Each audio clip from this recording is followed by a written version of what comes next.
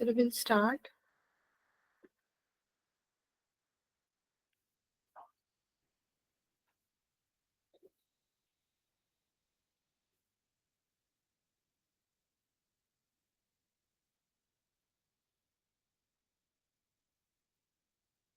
We'll start vectors today.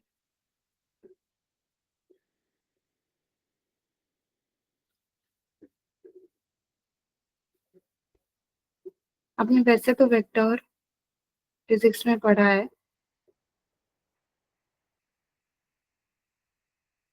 लेकिन हम यहाँ पे ज्यादा मैथमेटिकल पॉइंट ऑफ व्यू से उसको पढ़ते हैं।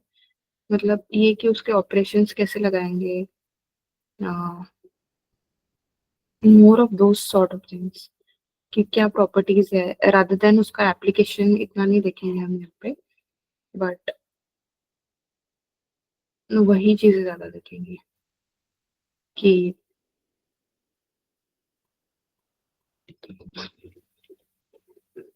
तो the basic knowledge you already have कि वेक्टर नोटेशन क्या होता है। 3D में वेक्टर यूज हम करते हैं। तो तुमने फोर्स में वेलोसिटी वेक्टर, ये सब में वेक्टर्स देखे हैं। ओके, तो क्या क्या क्वांटिटीज वेक्टर होती है, क्या स्केलर होती है, all those basic already you have studied in physics में भी। ओके, तो ये सब मैं अभी ये सब देख लेना, आप पढ़ लेना। आप ये कौन वेक्टर है कौन स्केलर है, हमको कोई ज्यादा काम का है नहीं। यहाँ से हमको पता चलता है कि ये जीरो और नल वेक्टर क्या होता है। तो ये जीरो के सर पे बार लगा दिया तो ये जीरो वेक्टर है। तो ये होता है जीरो आई कैप प्लस जीरो जे कैप प्लस जीरो के कैप। ये होता है जीरो वेक्टर या नल वेक्टर, या इसको वॉइड वेक्टर भी बोलते हैं। वॉइड वेक्टर भी बोलते हैं इसको। तो ये क्यों, ये जीरो तो मतलब नंबर ही है वो, ना उसको डायरेक्शन है ना मैग्नीट्यूड है, ऐसा लगता है। बट ये बात जरूर है कि उसका मैग्नीट्यूड जीरो है, बट उसको डायरेक्शन होने का एक परसेप्शन है। देखो कैसे, क्योंकि कोई एक वेलोसिटी वेक्टर था, ठीक है, और दूसरा कोई एक वेलोसिटी वेक्टर था, तो आपने इनको सब्ट्रैक्ट कर दिया और कोइंसिडेंटली आंसर जीरो आ गया। तो ये एक वेक्टर था और ये एक वेक्टर था, तो वेक्टर से वेक्टर सब्ट्रैक्ट हुआ तो आंसर तो वेक्टर ही आना चाहिए। तो इसलिए ये जीरो वेक्टर है, तो ये जीरो नहीं आएगा, ये जीरो वेक्टर है। मतलब वेलोसिटी जीरो है, तो वेलोसिटी तो एक वेक्टर है, तो इसलिए ये वेक्टर। कि यूनिट वेक्टर मतलब क्या होता है, जिसका जैसे ए एक वेक्टर है जो कितना है, A1 i cap plus A1 i cap A2 j cap plus A3 k cap. तो यूनिट वेक्टर क्या होता है, हम इसको देते हैं एक कैप से। तो A1 i cap plus A2 j cap plus A3 k cap अगर है, तो आप इसके मैग्नीट्यूड से, मैग्नीट्यूड किसी भी वेक्टर का होता है square root of A1 square plus A2 square plus A3 square, ये होता है मैग्नीट्यूड। उससे डिवाइड कर दो तो ये जो आएगा, क्या आएगा, यूनिट वेक्टर। को इनिशियल वेक्टर मतलब ऐसे दो वेक्टर्स जो सेम पॉइंट से इधर स्टार्ट हुए या एंड हुए। ओके, ऐसे भी दो हो सकते हैं, इस पॉइंट पे आके दोनों एंड हुए, एक एक पॉइंट से ही शुरू हुए। कोलिनियर वेक्टर मतलब आप यही याद रखो कि पैरेलल वेक्टर्स होते हैं। कोलिनियर मतलब एक ऐसा होता है और दूसरा छोटा बड़ा होने से कोई नहीं, उसकी जो लाइन ऑफ एक्शन होती है, ये इसको बोलते हैं लाइन ऑफ एक्शन, ये एक दूसरे से पैरेलल होनी चाहिए। तो ये छोटे बड़े कैसे भी हो सकते हैं, सेम डायरेक्शन में भी हो सकते हैं एंड अपोजिट डायरेक्शन में भी हो सकते हैं, ऐसा भी हो सकता है कोई वेक्टर। ये सारे कोलिनियर है, बस ये इनको पैरेलल बोला जाता है और इनको एंटी पैरेलल बोला जाता है, बट वो वर्ड इतना ज्यादा यूज होता नहीं। इक्वल वेक्टर मतलब कोई वेक्टर जिनका मैग्नीट्यूड और डायरेक्शन दोनों इक्वल हो, उसको बोलते हैं इक्वल वेक्टर। और एक्चुअली और एक जो प्रॉपर्टी है जो हम मैथ्स में इतना ध्यान नहीं देते, बट वो ये होती है कि अगर वेक्टर्स है तो ऑफ कोर्स कोई ना कोई फिजिकल क्वांटिटी को रिप्रेजेंट कर रहा है, जैसे वेलोसिटी को कर रहा है, एक्सीलरेशन को कर रहा है, फोर्स को कर रहा है, किसी ना किसी को कर रहा है। मैं यही होते हैं ऐसा नहीं बोल रही हूँ, ये आपको पता है इसलिए मैं बार बार वो बोल रही हूँ। तो अगर ये कोई वेक्टर था, वेक्टर ए, ये फोर्स वेक्टर था, ठीक है, और कोई वेक्टर बी था, ये वेलोसिटी वेक्टर था, ठीक है। अब इसका मैग्नीट्यूड और डायरेक्शन कुछ है और इसका भी मैग्नीट्यूड और डायरेक्शन वही है। तो बस इतना देख के हम ये नहीं बोल सकते ए और बी इक्वल है, क्योंकि ये तो फोर्स है और ये वेलोसिटी। तो जब हम इक्वल वेक्टर्स बोलते हैं तो वो सेम फिजिकल क्वांटिटी को भी रिप्रेजेंट करना चाहिए, बट मैथ्स में हम उसका इतना ध्यान नहीं देते। हम तो क्या देखते हैं, अगर मेरे पास कोई वेक्टर ए दे दिया और वेक्टर बी दे दिया तो मैं इसका मैग्नीट्यूड निकालूंगी और इसका मैग्नीट्यूड निकालूंगी, फिर इसका डायरेक्शन निकालूंगी और बी का भी डायरेक्शन निकालूंगी। अगर वो दोनों सेम है तो मैं ये बोल दूंगी कि ये इक्वल वेक्टर्स है। मैग्नीट्यूड कैसे निकालते हैं, ये होता है मैग्नीट्यूड, मैं भी बताऊंगी, और डायरेक्शन भी बताऊंगी। अब ये सब इनका चल रहा है बताने का, ये मैंने बता दिया।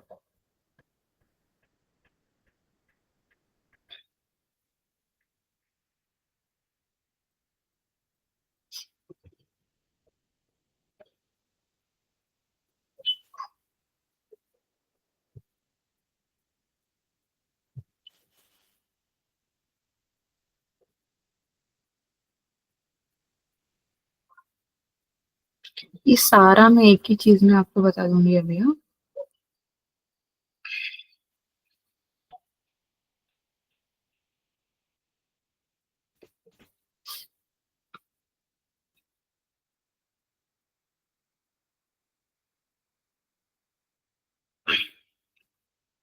वेक्टर एडिशन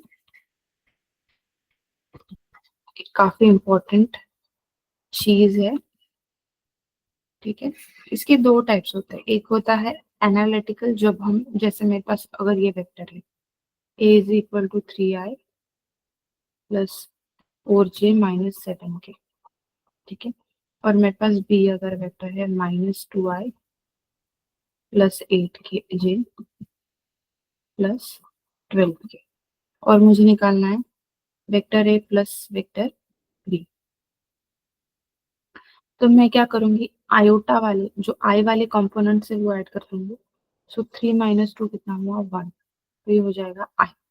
फिर 4 + 8 कितना हो जाएगा, 12j, और -7 + 12 कितना हो जाएगा, +5 के। तो ये हो गया ए प्लस बी। अगर इसी को मुझे सब्ट्रैक्ट करना होता तो मैं सब्ट्रैक्ट कर देती, तो 3 - -2 कितना हो जाता, 5i। 4 - 8 कितना होता, -4j, और -7 - 12 कितना होता, -19। ये a माइनस बी आ जाता, ठीक। ये एल्जेब्रिकल वे होता है जो हम ज्यादा यूज करते हैं।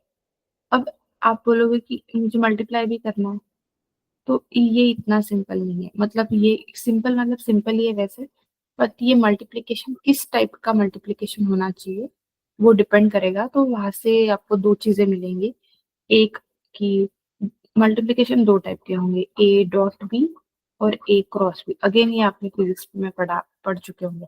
आपने पढ़ा है क्या, जरा मुझे चैट में लिखो तो, वेक्टर्स पढ़ा है क्या? मैं बार बार बोलूंगी तो जरा बताना, मुझे चैट में लिखो, लिख सकते हो क्या आप लोग?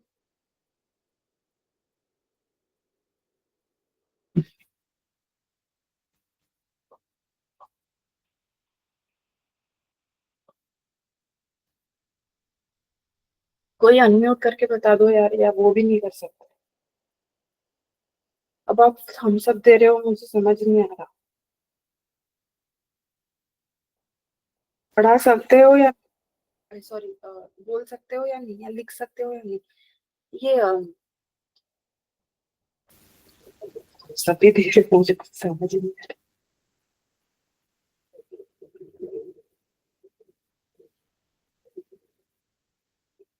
अनम्यूट करो यार।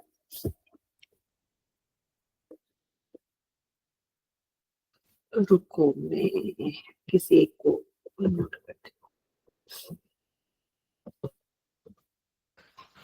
अच्छा, I also cannot unmute, huh?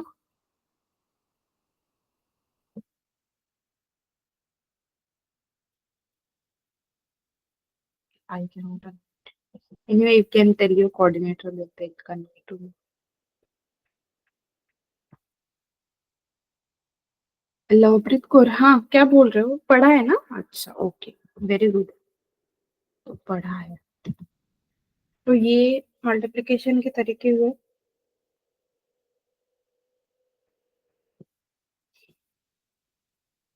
ठीक है,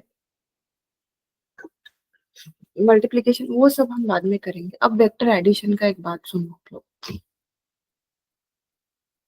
ये ना ट्रायंगल लॉ और ये सब एक ही साथ मैं पढ़ा दूंगी, मगर ऐसा कोई तो एक डायग्राम पॉलिनॉमियल जैसा।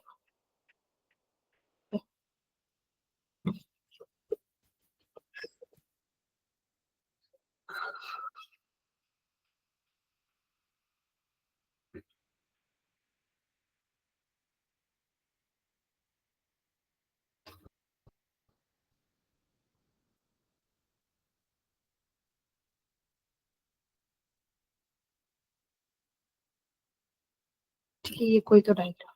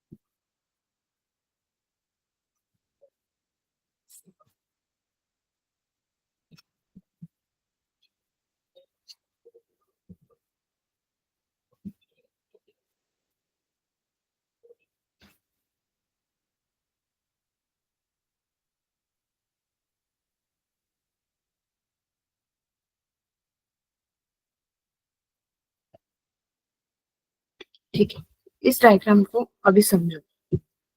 मेरा एक रूल है, जब भी हम पॉलिनोमियल पे मूव करेंगे, कोई भी पॉलिनोमियल हो, तो फिर ट्रायंगल का भी इसी से कवर हो जाएगा, और पैरेललोग्राम लॉ एक होता है, उसमें सब इसी से कवर हो जाएंगे। ठीक है, फिर होता है पॉलीगॉन लॉ। तो मैं पॉलीगॉन लॉ अगर आपको पढ़ाती हूँ अच्छे से, तो ये सारी कवर हो जाएंगे। आपको एक ही तरीके से सॉल्व करनी, कोई देखने तो नहीं वाला कैसे सॉल्व कर रहे हो।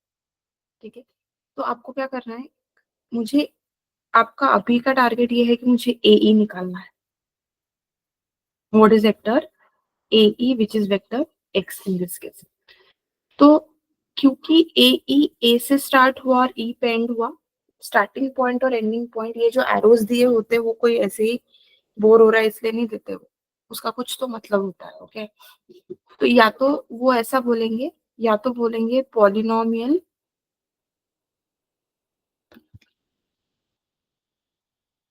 ए B C D E F G, ऐसा जो कुछ भी ऐसा नाम दे देंगे। तो आप इसके सीक्वेंस को ब्रेक नहीं कर सकते। अगर ए बी बोला है, तो अगर ए बी वेक्टर आप लिख रहे हो, तो वो ए से स्टार्ट होने वाला बी पे एंड होने वाला है। अगर वेक्टर ई एफ है, तो वो ई से स्टार्ट होके एफ पे एंड होने वाला ही वेक्टर होगा। ठीक है, तो आप ऐसा अपने ही मन से कुछ नहीं कर सकते हो इसमें। तो ये डायग्राम है अभी। तो ए ई मुझे निकालना है, जो ए से स्टार्ट हुआ और ई पे एंड हुआ, तो मुझे ए ई वेक्टर निकालना है। ए ई वेक्टर निकालना है। तो मैं क्या करूंगी, ए से स्टार्ट करूंगी। अब रूल क्या है कि मैं ए से लेके चलना शुरू करूंगी, ई तक आऊंगी। ठीक है, ए से लेके चलना शुरू करूंगी, ई तक आऊंगी। जो वेक्टर मेरे डायरेक्शन में चला वो पॉजिटिव, जो वेक्टर मेरे डायरेक्शन में नहीं चला वो नेगेटिव। ठीक है, तो मैंने ए से चलना शुरू किया, ए से मैं बी तक पहुंची हूँ, तो ए मेरे डायरेक्शन में चला, तो मैंने ए प्लस लिख दिया, वेक्टर ए प्लस लिख दिया, मतलब प्लस ए वेक्टर। फिर मैं बी से चलना शुरू किया मैंने, और सी तक मैं पहुंची। यहाँ पे मुझे कौन मिला, वेक्टर बी, बट ये मेरी डायरेक्शन से उल्टा चल रहा था, तो मैंने लिखा माइनस बी वेक्टर। फिर मैंने सी से चलना शुरू किया और मैं कहा पहुंची डी तक। डी तक पहुंचने में मुझे कौन मिला, वेक्टर सी मिला। वेक्टर सी मेरे ही डायरेक्शन में चल रहा है तो वेरी गुड, तो प्लस सी वेक्टर। डी से चलना फिर मैंने शुरू किया और मैं ई तक आई। फिर मुझे कौन मिला, वेक्टर डी मिला। और वेक्टर डी मेरे अपो मैं, क्योंकि ऐसा मैंने चलना शुरू किया यहाँ से यहाँ तक, लेकिन डी वेक्टर मेरे अपोज में है तो माइनस डी।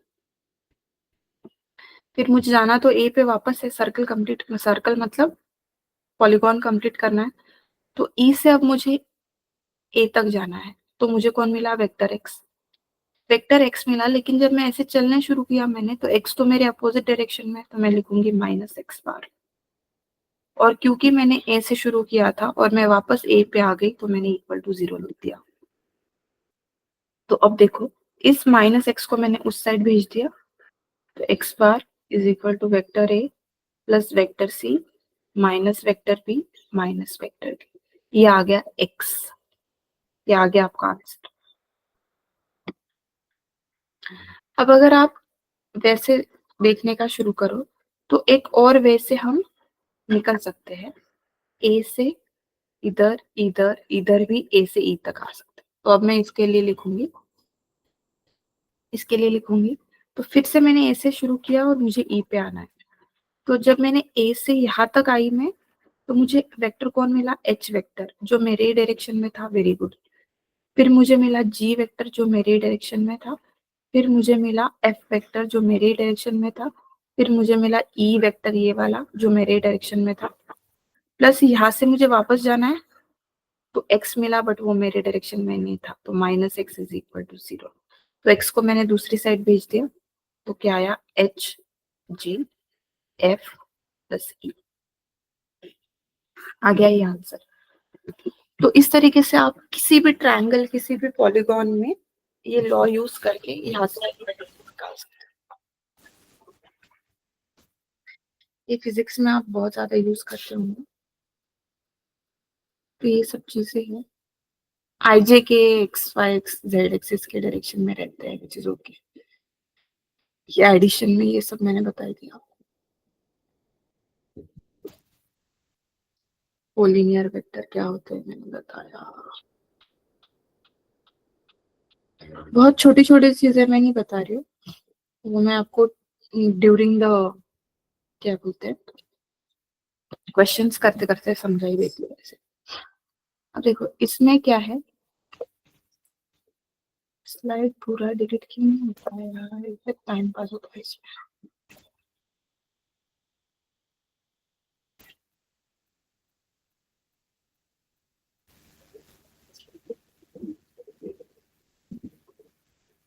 Shit.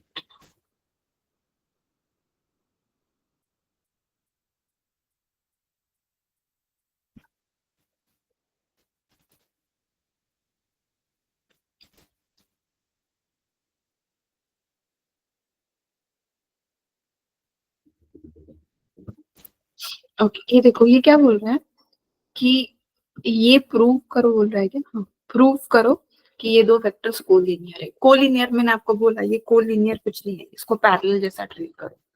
मतलब अगर कोई वेक्टर ए ऐसा है तो वेक्टर बी ऐसा ही कुछ तो होगा, इधर उधर किधर तो डायरेक्शन होगा उसका। मतलब इनकी क्या होगी, लाइन ऑफ एक्शन जो क्या है वो पैरेलल होगी। ठीक है, अब एक बात सुनो, ये तो देखने में ठीक लग रहा है, ऐसे खींच थोड़ी सकते, हमारे पास एक्स वाई जेड एक्सिस है थोड़ी कि हम इसको खींच लेंगे। तो जो मैं आपको बोल रही हूँ कि ये देखने में ऐसा लगता है, देखने में ऐसा लगता है, तो वो तो सारा वेस्ट ही हो गया, क्योंकि देखने में हमको दिख तो नहीं रहे हैं ये कैसे है। तो अब इसका मैथमेटिकल ट्रांसलेशन ऐसा होता है कि वेक्टर ए को आप सोचो कि इस वेक्टर को उठा के मैं इस ए पे रख दूं तो इसी पे बैठ जाएगा वो। शायद थोड़ा छोटा बड़ा हो सकता है, जैसे अगर ये वेक्टर ए है और ये वेक्टर बी है,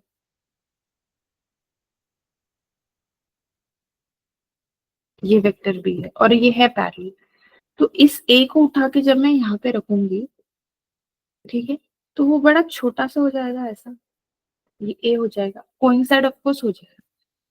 बट अब मैं ऐसा बोल सकती हूँ कि बी को अगर मैं फॉर एग्जाम्पल 3.4 टाइम्स मल्टीप्लाई कर दूं तो मेरे पास ए आ जाएगा, वेक्टर ए आ जाएगा। जैसे ये वेक्टर ए है, ठीक है, इसको मैंने 3.4 टाइम्स बढ़ा दिया ऐसा इतना, तो फिर बी हो जाएगा। और जब हम बोलते हैं ना कि -3.4, तो बस उसका डायरेक्शन उल्टा कर दो, वैसे ही 3.4 से मल्टीप्लाई हो जाएगा, बट माइनस से मल्टीप्लाई किया तो डायरेक्शन चेंज हो जाएगा। वही बोलते हैं multiplication of a scalar by a vector. तो स्केलर से मल्टीप्लाई करना मतलब नंबर से मल्टीप्लाई करना, तो नंबर से मल्टीप्लाई करने से वो बड़ा छोटा हो जाता है वेक्टर। अगर नंबर पॉजिटिव है तो वो उसी डायरेक्शन में बड़ा हो जाएगा, अगर नंबर नेगेटिव है तो वो उल्टी डायरेक्शन में बड़ा हो जाता है, ठीक है। तो अगर वो पैरेलल है एक दूसरे के, तो कुछ ऐसा कंडीशन दिख रहा है हमको कि एक वेक्टर को दूसरे वेक्टर से के कुछ मल्टीपल्स आप बड़ा छोट घटा दो तो दूसरा वेक्टर मिल जाएगा। इसका मैथमेटिकल सिचुएशन ये है कि b can be written as alpha a और a can be written as alpha b, that is okay, but alpha has to be a non zero constant. तो अब हम देख लेते हैं क्या हम ऐसा इन दो वेक्टर्स के साथ कर सकते हैं क्या। तो इसको मैंने बोल दिया वेक्टर ए। तो वेक्टर ए देखो क्या है, 2 - 3 + 4। जनरली ऐसा ही लिखा करो, टाइम सेव हो जाता है, ठीक है। आई जे के वो सब लिखना मतलब कोई देख थोड़ी रहा है हम कैसे सॉल्व कर रहे हैं। बी क्या है, -4 +6 और -8। तो आपको सीधा ही दिख रहा है कि अगर मैं ए को -2 से मल्टीप्लाई कर दूं तो आपको ये मिल जाएगा। मतलब वेक्टर ए क्या होगा, -2 times vector B, sorry, vector B क्या होगा, -2 टाइम्स वेक्टर ए। और जैसे मैंने आपको बोला था कि ये क्या है, नेगेटिव डायरेक्शन है, और माइनस मतलब 2 से मल्टीप्लाई करो तो बी ए बन जाएगा। अगर ऐसा होता है तो ये क्या होते हैं, पैरेलल होते हैं, मतलब क्या होते हैं, कोलिनियर होते हैं। अगर ऐसा नहीं हुआ, अगर यहाँ पे फॉर एग्जाम्पल बता रही हूँ मैं अभी,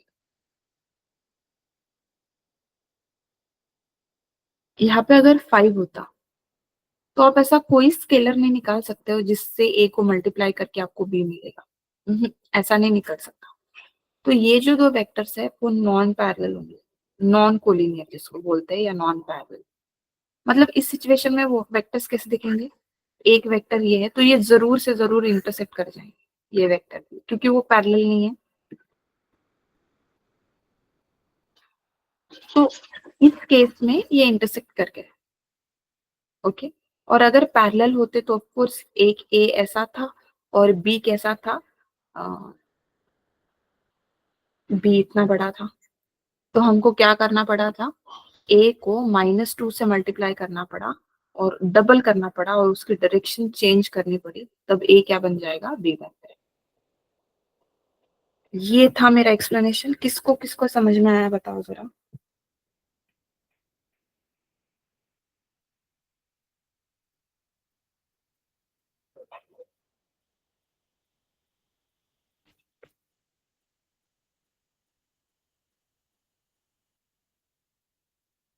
कुछ डाउट है तो पूछो।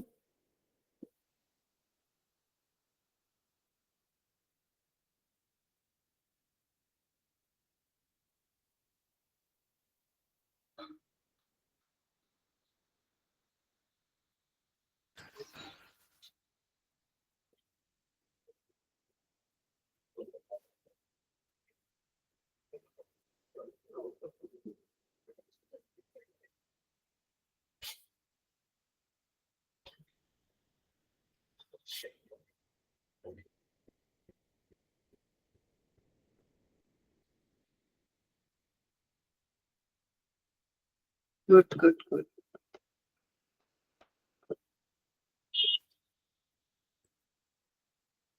एक क्वेश्चन मैं देती हूँ, आप ट्राई करना, तो अगर आगे होगा तो अच्छी बात है।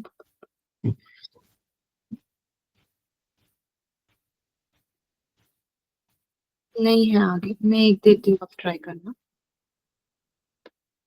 ए वेक्टर है,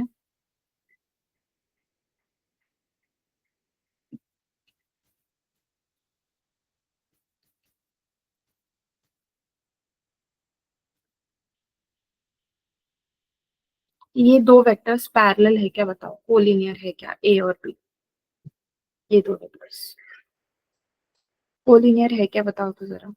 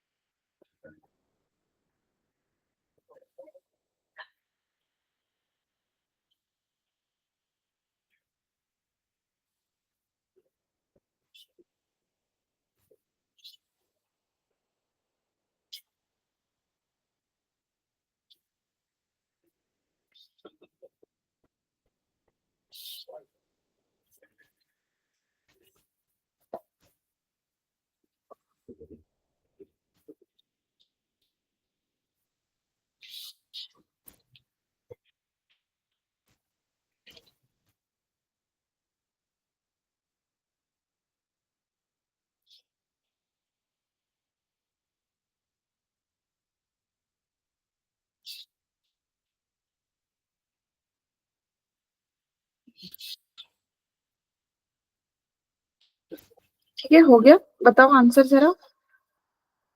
बिल्कुल नहीं, हो ही नहीं सकता, ये पैरेलल नहीं है। नेक्स्ट देखते हैं अभी DCs, direction angles and all. Okay, ये भी मैं आपको जल्दी से बता देती हूँ।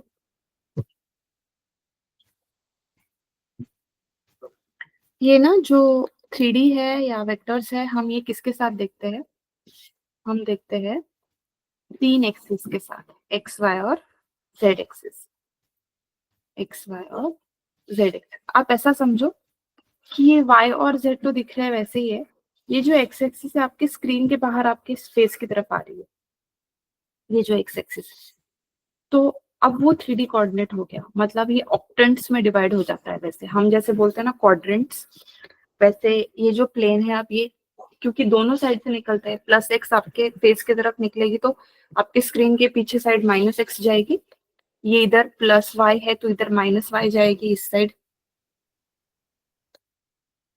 ये माइनस वाई जाएगी और ये माइनस जेड भी जाएगी इधर, but that I am not drawing that because it will create a lot of mess. तो ये ओरिजिन है, जीरो जीरो नहीं बोलेंगे, अब जीरो जीरो जीरो बोलेंगे। ओके, तो कोई भी पॉइंट अगर इसमें लाई करता है ना, कोई भी पॉइंट इसमें लाई करता है तो इसकी तीन कोऑर्डिनेट्स होते हैं, X coordinate, Y coordinate, Z coordinate.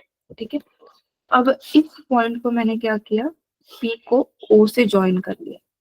ठीक है, अब ये देखो, जो ये ओपी वेक्टर, वेक्टर कौन है, वेक्टर ओपी, ये जो एक्स एक्सिस से एंगल बनाएगा उसका वैल्यू है अल्फा, जो वाई एक्सिस से बनाएगा वो है बीटा, और जो जेड एक्सिस से वो एंगल बनाएगा वो है गैमा।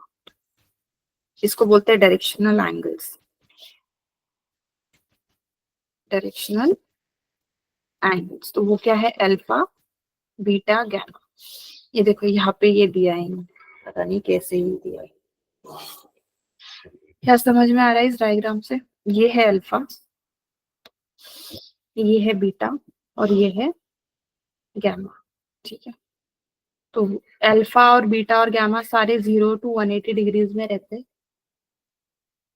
वो सब सही है। अब ये डायरेक्शन एंगल्स है, लेकिन हमको काम है डायरेक्शन कोसाइंस। तो कोसाइंस अपने में ही बोल रहा है कॉस, तो जो कॉस अल्फा, कॉस बीटा, इनके कॉस ले लेंगे। कॉस ही क्यों लिया, ऐसे ही, वो तुम छोड़ दो, उसका रीजन है बट तुमको कुछ करना नहीं उसका। ठीक है, तो cos alpha L, cos beta को बोलते हैं, ये स्टैंडर्ड नोटेशन से एन, और कॉस गैमा को बोलते हैं एन। सो एलिमेंट डीसीज बोलते हैं इसको, डायरेक्शन कोसाइंस को बोलते हैं डीसीज। ठीक है, अब ये एल एम एन है, इसकी एक प्रॉपर्टी होती है L square plus M square plus N square is equal to 1। जो पढ़ते हैं बच्चे उनको यहाँ से कुछ याद आ जाए, यहाँ से अगर आप पढ़ रहे हो तो आपको याद आना चाहिए था यूनिट वेक्टर। यूनिट वेक्टर का मैग्नीट्यूड कितना होता है, जैसे मेरे पास अगर ए है which is A1 I cap plus A2 J cap plus A3 के कैप, तो अगर ये यूनिट वेक्टर था तो ए मॉड कितना आता, under root A1 square plus A2 square plus A3 square, ये कितना आ जाता, 1 आ जाता।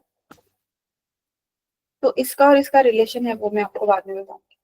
तो डीसीज की स्क्वायर अगर आप कर दो, L² plus M² plus N² is equal to, इसका मतलब क्या हुआ, cos square alpha plus cos square, ये यूनिट वेक्टर जैसा ही काम करता है, cos square beta plus cos square gamma, ये 1 कर गया।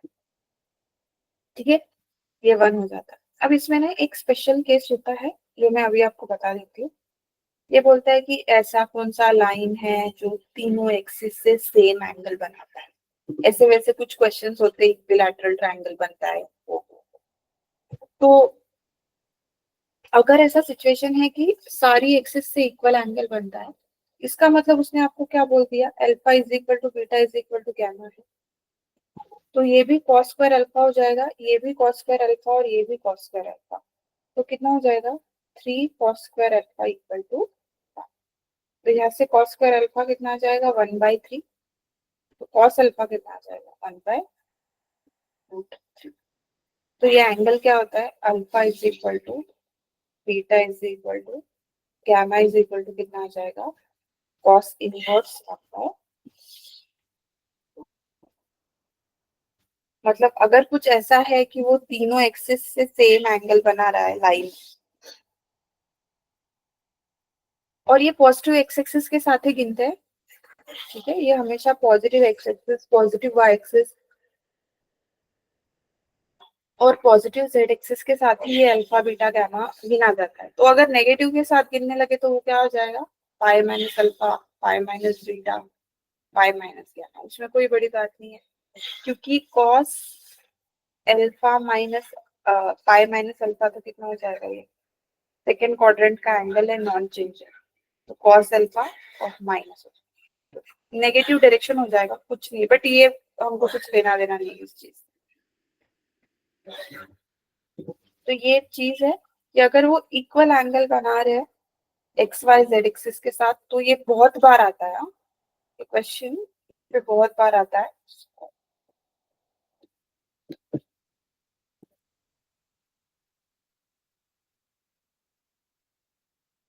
तो ये इस पे क्वेश्चन बहुत बार, ये क्या हो रहा है यार,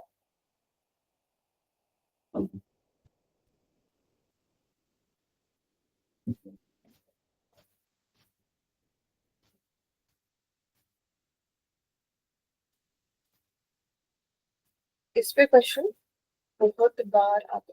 तो ये स्लाइड में वही सब कुछ एक्सप्लेन किया है इन्होंने, मैं जितना रिक्वायर्ड है उतना ही बता दूँ। ये सब चीजें मैंने आपको बताई है, ये भी बताया, ये भी बताया, ये इम्पोर्टेंट है, ये लेके जाना है आगे, बाकी कुछ नहीं। क्वेश्चन नहीं करा, हाँ क्वेश्चन करते हैं। फाइंड डीसीज ऑफ I+2J+, मतलब एलिमेंट निकालना है आपको। वेक्टर देखो क्या है, मैंने नाम दे दिया I+2J+3। तो पहले ना मैं इसको यूनिट वेक्टर बना, ये सब छोड़ दो तुम, ये सारी बेकार की बात है, ऐसा नहीं करना है। ठीक है, इसको यूनिट वेक्टर बनाते हैं। तो यूनिट वेक्टर बनाएंगे तो आप क्या करोगे, इसको मल्टीप्लाई कर दोगे मैग्नीट्यूड से, तो 1+4+9, A² plus B² plus C² कर दिया। तो ये कितना आ जाएगा, I+2J+3K डिवाइडेड बाई ये कितना हो गया, √14। तो √14 को सेपरेट कर दो।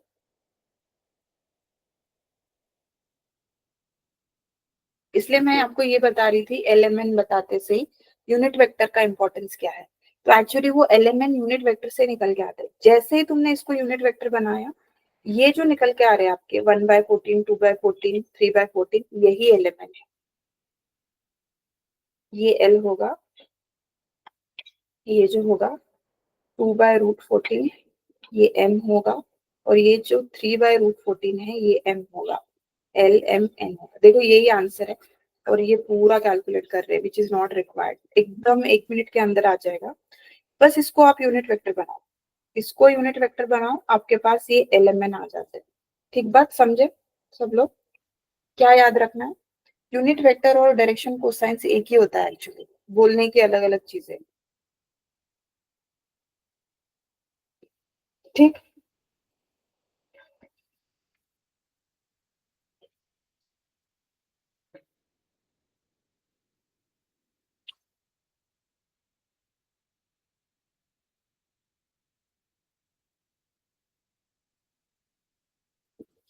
किसी को कुछ डाउट है? Which diagram, Ray? I didn't read your message. Low brick core. And it's long back, I think. I didn't read your message, sorry.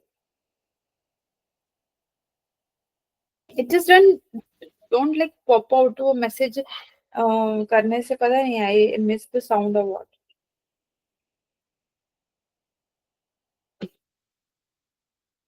I don't know which diagram you are saying. Anyway, चलो इस type के questions next class में करते हैं. ये सबको समझ में आया क्या पहले बोलो?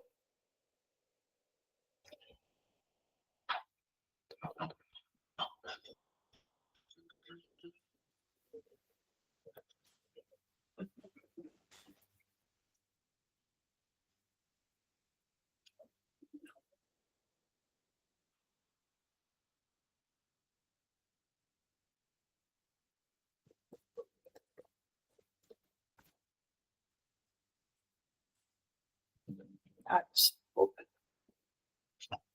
चलो देख, बाय बाय.